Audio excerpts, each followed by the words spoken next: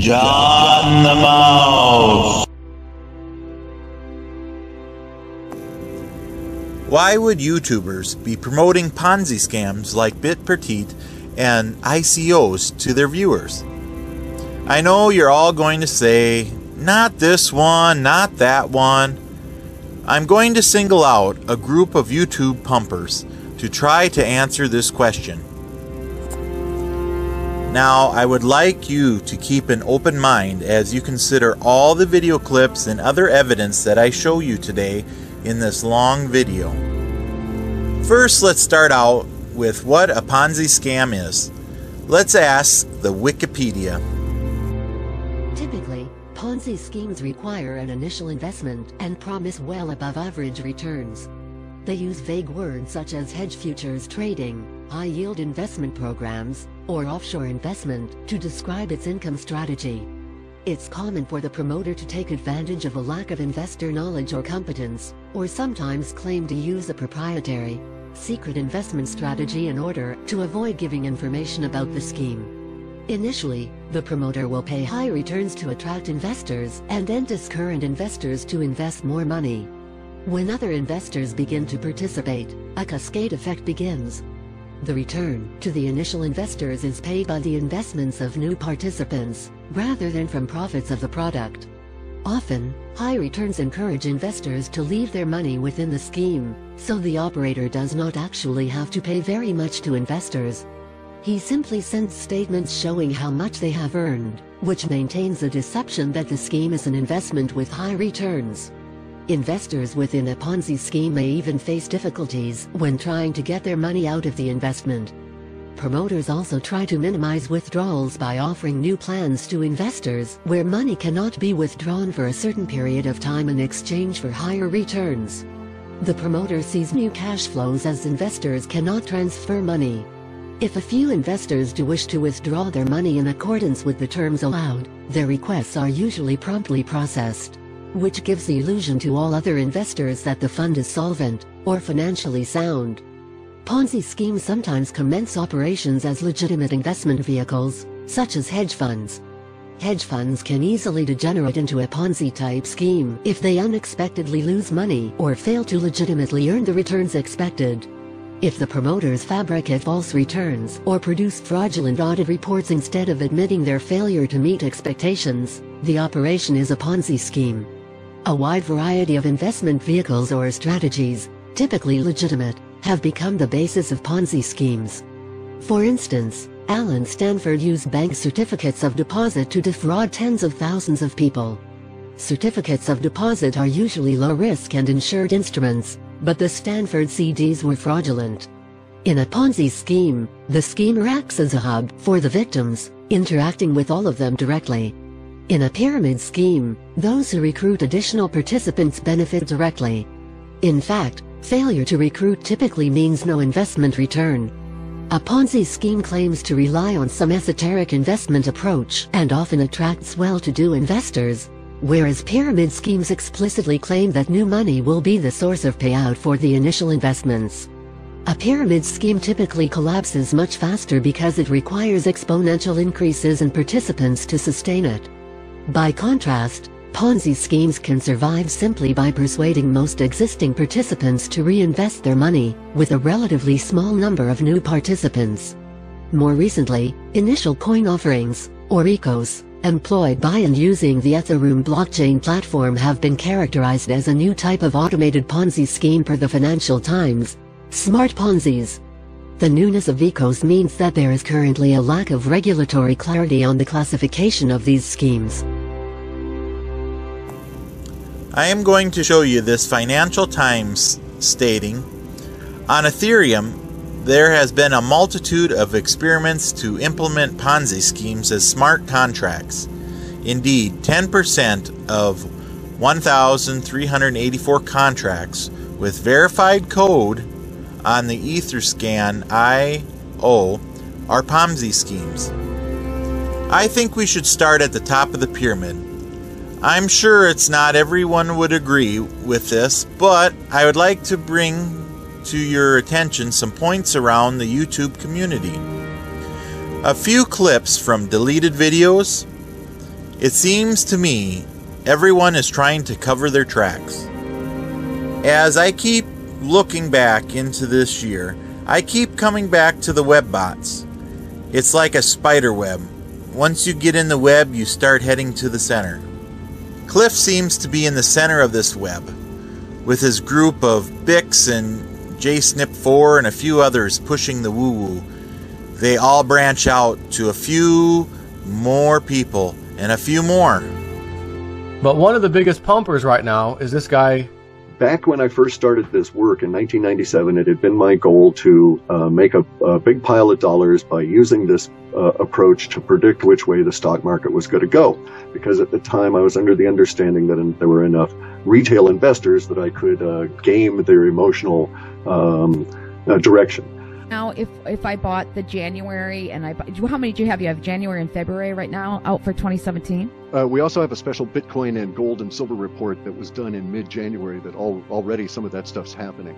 I was somewhat famous for my predictions on Bitcoin because I've been so accurate. We're heading to 1448 as our next big stop.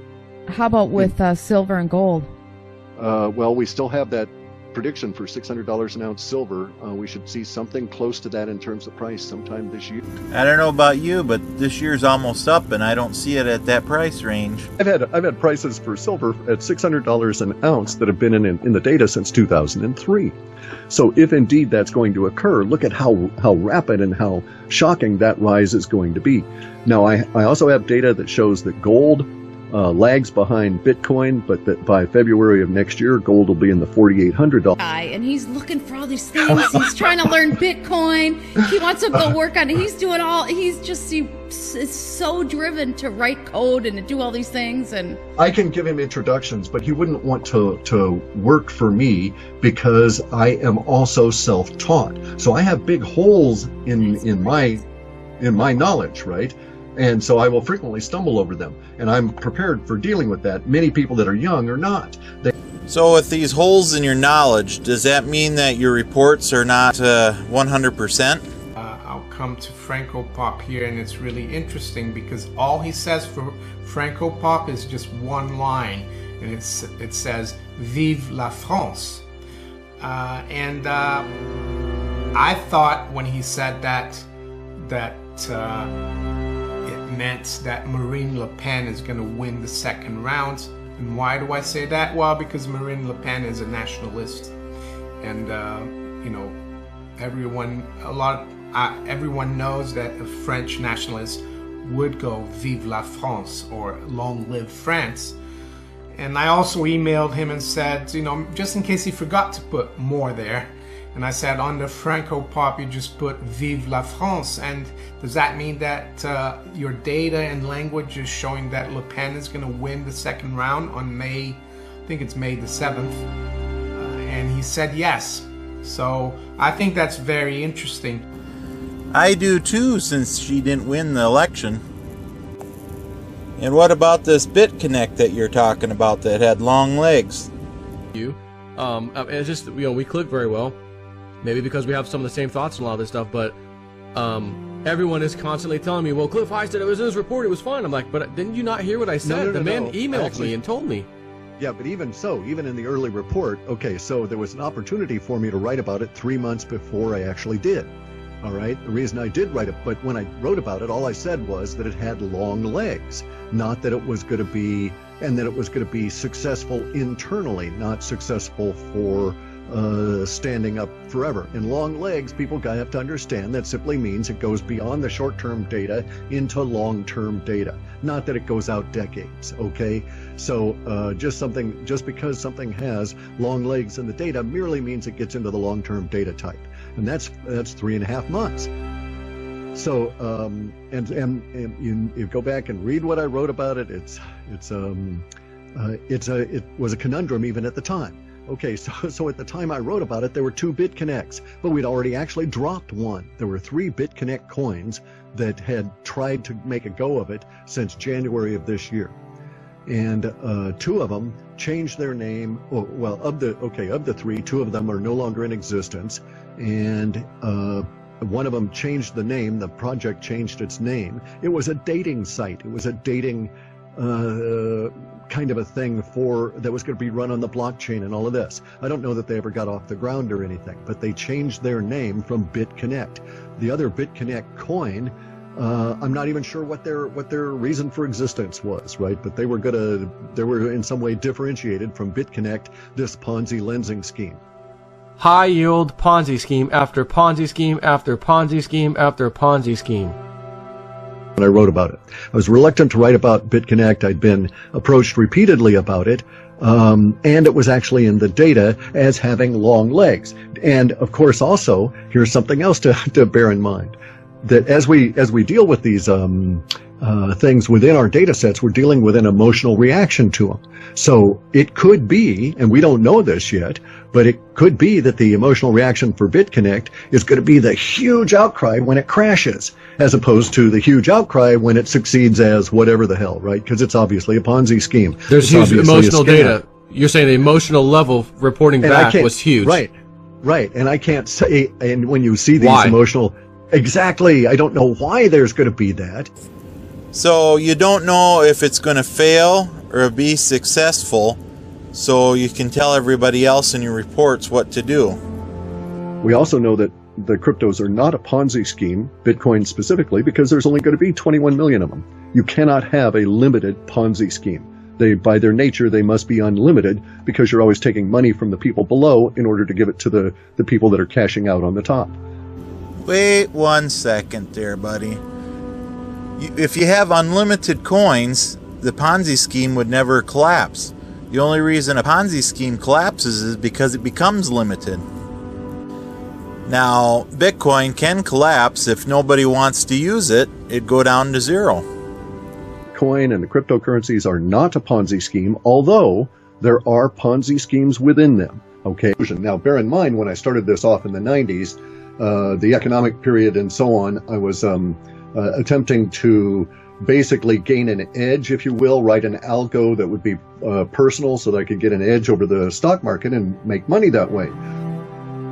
I don't know how people can do this to other people. Aren't you doing the same thing with your scams that you've been doing? How about the Bitpetite? Ladies and gentlemen, this is the Bitpetite website.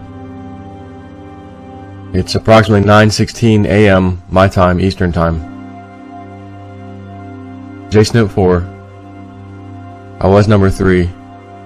Now I'm number 2. The amount of funds that have rushed in here, essentially using my link, is damn near half a freaking $1 million. Are you effing kidding me? Okay, and this was the 28th, you said, in the morning. Didn't Bitpetite go down on the 31st? When this whole Bitpetite thing happened, and I saw every day 15, 20K sitting on there waiting for me to pull out because everybody was under me. Again, life is good. It's never going away. This is awesome. Lasted 3 days. 4th day, it was gone. This is why this thing is so highly risky and scary to me. Having said that, that means if $432,000 has now been brought in by you guys, essentially, and me and my little $6,900, that means that 10% of this is sitting in my wallet, which I have successfully, by the way, withdrawn in this system. You guys told me last night, do it. No, take it out, take it out. And I did. I took it out last night, and then this morning I woke up, there's a little bit in there, and I'm like, well, let me take out the rest. And I did, and it went to my wallets. So you know what I'm... So let me get this straight here. Every day you're getting 15 to 20K from this Bitpetite, from your subscribers, and then you're pulling it out every night and morning for 3 or 4 days. All of his investments, USI Tech, BitConnect, yeah. Chain Group, Bit Club Network, another one, yeah. Right. Of course, sign up under him. You take all the risk. He has no risk because he's gonna get profits from you. 10% here, 5% there. No risk involved for those who have a bunch of people under them. Yeah, you would know how to do this since you've already done it with Bitpetite with your subscribers. What about all them? I don't give a F about anybody. They don't give an F about me. It's a dog-eat-dog world. I want to get some bling, some cha-ching, and I'm in and out like sauerkraut. I'm throwing literally a Hail Mary, right? Football. We need one more point to win. I'm throwing a Hail Mary out there. Hopefully one of my guys catches it and we win. It's I love you, man, even though I lost 100 Litecoin. Because he decided to do it too. Now, I don't think everyone was that happy that they lost money on this. But he made a bunch off that little venture we did early on, and I made out too, right? So we're both happy about that. But that's why I was saying, I've got profit here, guys. When I'm telling you I'm putting in 5K, because that's what I said in the video, even though I put in 6.9. Oh, so it was 5, now it's 6.9. Did you even put anything in? What should I do with the cryptos? With the referrals that came in that I'm sitting on. The stuff that I was able to get out before the thing shut down. What should I do with that? It's going to be damn near impossible to try to find everybody, 400 or 500 people. I can't log into the site. People are going to lie. They'll scam to get me to send them cryptos. What do you think I should do it? Well, the best thing was probably not to get into it, but you sure there wasn't anybody that would have told you no? Cliff, I got this thing called Bitpetite. He goes and looks it up. Even for a second, he's going to say, Joe, that seems a little, a lot a bit too risky for me to, no way. I already know he'd say that. Yeah, I'll get ambushed by a butthurt Bitpetite speculator. FYI, JSNIP4 is pretty much always armed, concealed carry, and I'll be looking at the reciprocal states. Which ones have reciprocal? And not to mention, we're in an RV. You're allowed to carry firearms inside of an RV because it's kind of treated as a house, not a normal car. And just in case any crazies, got any idea, thought they had a bright idea. You make it sound like you're going to get ambushed down the road as you're driving along. And by the way, I was speaking with Cliff Eye, and he kind of led me down this path, if you will. That's issued by all of us, all the people that get involved with it. Cliff's new report is out, and it's an Alta report with cryptos in it, all kinds of stuff.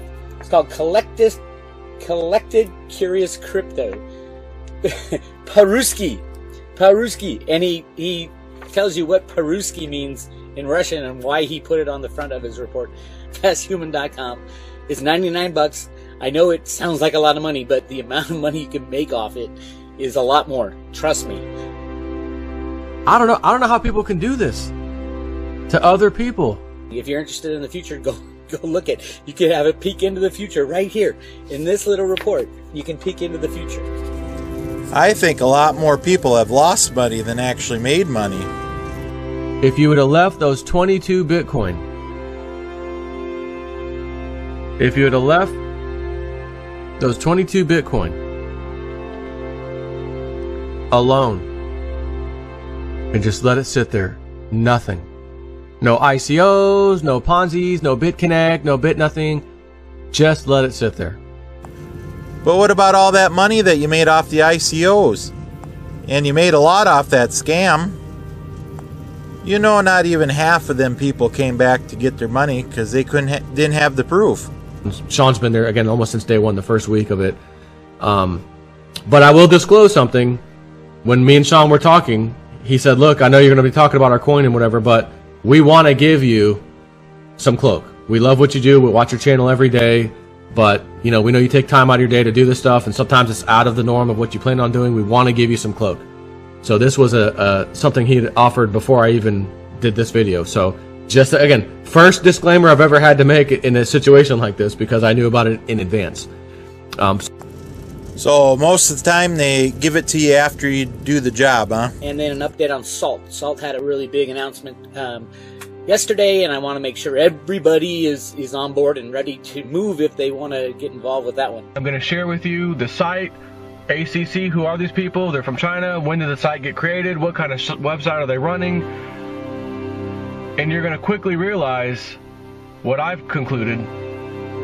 She don't know what she's talking about, and she should stop immediately talking the way she's talking about these cryptos, when in fact she does not, and I'm going to prove, she does not know what she's talking about with these things. Yeah, I'm a software developer, database applications, CRM applications, kind of a thing. I wrote my own, kind of like people might be familiar with LogMeIn or TeamViewer. I got a program that I wrote that does kind of what they do, except you use remote desktop instead. You know, just a tech guy basically. Self-taught on a lot of stuff, but I, you know, kind of dive in with both hands and feet and learn what I need to do to get the job done, kind of a thing. So when I heard about cryptos and, you know, which the first thing would have been Bitcoin, I knew how it operated and that sort of thing, and I just thought, So I'm Mark April 9th, 2013. JSnip4 do solemnly swear that I know for a fact Bitcoin will be destroyed. I'm saying it now. Mark my words. I don't know about this thing, you know, but then I watched it, I paid attention to it, I studied it more, and about 6 months later, I think I completely changed my mind and did some videos on YouTube to say, hey, look, guys, this, you know, I think I got this one wrong in the initial investigation here. There might be something to this, you know. And then since that day forward, I've always kind of jumped on the, you know, the crypto band. Let me just say one thing, just to make myself kind of clear to everybody. I probably should not have said, you know, Lynette, you're not even qualified to talk like that, you know. That was probably me being aggravated by the massive emails hitting me and people scared to death in panic mode, and me just wanting to kind of, you know, say what I had to say. But she's very qualified with, I mean, I look at her background, her financial background, her banking background. She knows what the hell she's talking about. It was really essentially when she started talking about the Bitcoin stuff and didn't understand the forking and all that, which made me think, just like, I'm even qualified to talk about this stuff. What is she doing? You know, she's causing panic. Yeah, you don't want it to upset the cash cow. Now, I'm looking at Ether Delta, and I also have HIT BTC. 100. Well, I'll start us off now. We're kicking in to record, and we've got our first 100 frames, so we're good. Okay. Alright, so I have to tell you this story today. I've been getting quite a few emails myself about PayPal. Hey, we haven't heard anything about the pre-sale ICO. It's actually currently taking place right now. It's not ready yet for me to be back in there doing videos, but man, he may not get someone to sign up under him. Can't have that. What does JSnip4 always like to do for his subscribers? And that's not the first, like I said, that's not the first thing that really started to make me not get a little bit upset with Snip and the way he's handling things, you know, the whole golf cart issue, you know, asking his subs for donations for the golf cart. Like, why would you, like, why? I don't understand why you would do that. That makes no sense. Why would you ask your subs for a donation for a golf cart?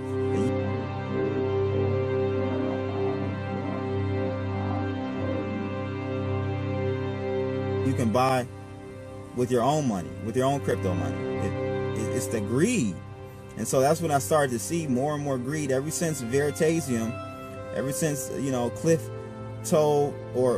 mentioned it in his reports, and then you went out and reported about it, and then, you know, your subs made money off of it.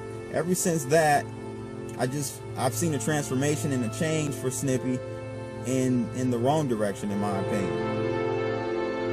So me being a follower of JSnip for the last 3.5-4 years, I've seen a drastic change in his personality, the way he handles situations, and it's really disappointing.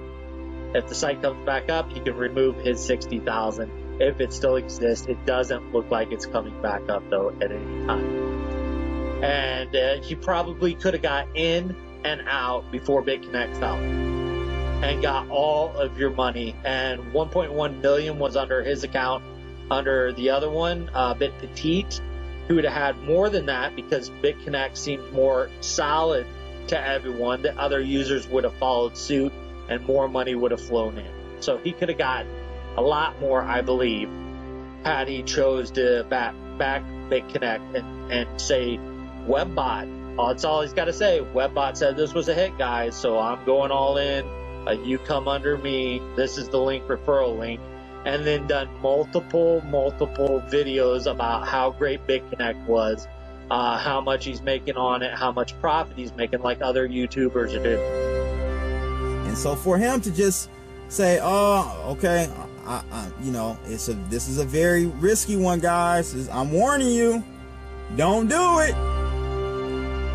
But hey, here's a referral link if you do want to do it. Go ahead, you know, help your buddy Snippy out.